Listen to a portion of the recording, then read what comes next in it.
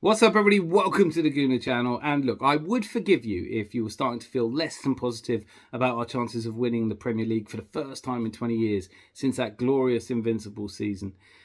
Watching Manchester City destroy Fulham today, a team that really didn't have anything to play for and were already at the beach. I have to say, perhaps I was being hopelessly optimistic when I thought that Fulham might be able to get something out of it based on the fact that they'd had this team bonding kite flying exercise during the weekend, and because Fulham are a good side and on their day they could beat anyone. They beat us.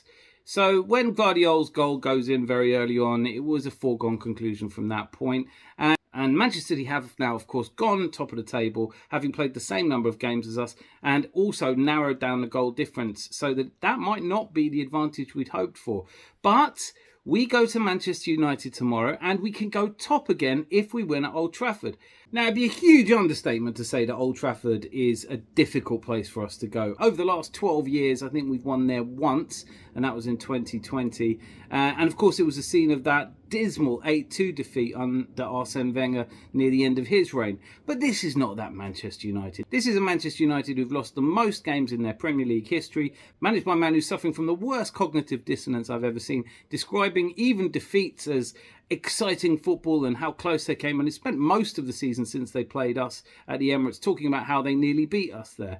And it's a centre-back pairing of Jonny Evans and Casemiro should not worry us overly. After all, Jonny Evans only went to Manchester United to do his coaching badges, and Casemiro looks very much like somebody who's retired and has forgotten to tell everyone.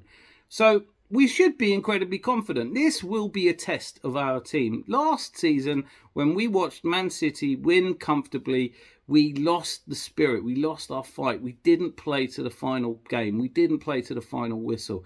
And this season feels different. I mean, from December, when we lost to Fulham, we have gone on an incredible run. 16 games played, 14 wins, 1 draw, 1 defeat. In any normal era of football, that would be championship form. That would be title-winning form. Of course, we are up against a Man City who closely resemble a Mike Tyson in his prime, Muhammad Ali in his prime, Usain Bolt. It's just unfortunate if you happen to be around at a time when a team as good as this is on the march. And they have been described recently as cold, dead-eyed monsters who just turn up and get the job done ruthlessly. But if we beat Manchester United tomorrow, and that's got to be eminently doable, we have all our players fit, even Jurrien Timber, who might have made such a difference this season. Thomas Partey, who settled straight back into that midfield and has shown us all what we've missed most of the season. So Ten Hag, if you're watching this, other teams do have injury problems as well. It hasn't just been you. But we go to Old Trafford. If we are downhearted, if we are dispirited, and if we don't win that game, even a draw at Old Trafford would hand the title to Manchester City. But if we win, then Manchester City on Tuesday night have to go to Tottenham, who, after all, just beat Burnley to record their first win in 5 games, and surely they'd be buoyed and flushed by the success.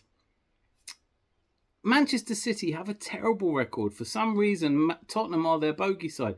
They will have to go to the whatever it's called stadium and win. Because if they drop just a single point, it could leave the door open and it would put the title race back in our hands with just the final day of the season. And I'm reminded of the final day of the season 98-99 when Manchester United went to what was then White Hart Lane, needing a win, and went a goal down to Sir Leslie Ferdinand's lovely lob over Peter Schmeichel, only to have David Beckham equalise and Andy Cole, former Arsenal player, come on and score a winner to hand Man United the title.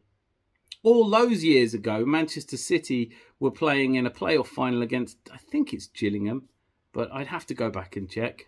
Tottenham back in those days didn't want to see Arsenal win the title any more than they do now. And for all the Tottenham fans writing letters to the board saying, please can we lose this game, Tottenham manager Ange Postecoglou, Big Ange, has come out and said they're going to give it a good go. And I believe him. I believe that the Tottenham players will somehow pull off a miracle because, for no other reason than it would be the Spursiest thing for them to do. The Spursiest thing for Tottenham to do, now that they almost certainly can't make the top 4 and pretty much have secured the 5th spot, The Spursiest thing for them to do when they don't need to win is to somehow get a draw or a win against Manchester City.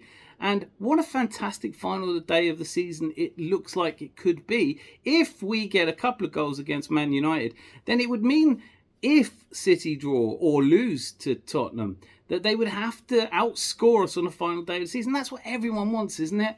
A final day that comes down to goal difference, us going a goal up, or a final day of the season that goes down to two teams chasing it on goal difference. And how close it is at the end of this season is a testament to the progress we've made. All the people that were so negative about us saying it was already done in December, they were proven wrong. And this week I saw somebody saying it was all down to Arteta tinkering against Aston Villa, and he's cost us the title because of that defeat at Villa. It may well come down to that. It might well be that losing to Villa in the way that we did at home was the reason we didn't win the league. But if you're going to give Arteta shit for losing one game in a calendar year, then give him some credit for the 14 wins, for the massive goal tally, for the fact that we look like we're going to score more goals than the Invincibles did, win more games than the Invincibles did. And look, if we do win both of our remaining games, I know it's still an if, but we will record 89 points, which for the entire Premier League era, 87 points is the average number of points it takes to win a league. So whilst I know there isn't a trophy for that, and I don't want to sound like I'm just trying to manufacture reasons to be cheerful, but that is something to be proud of. I'm not sure about this title race. I haven't been for a long time. I've been saying I didn't think we were going to win it, but what I am sure about is that we are the only club outside of Manchester City who can win it this season. We're the only club that can stop them doing a record-breaking 4 in a row.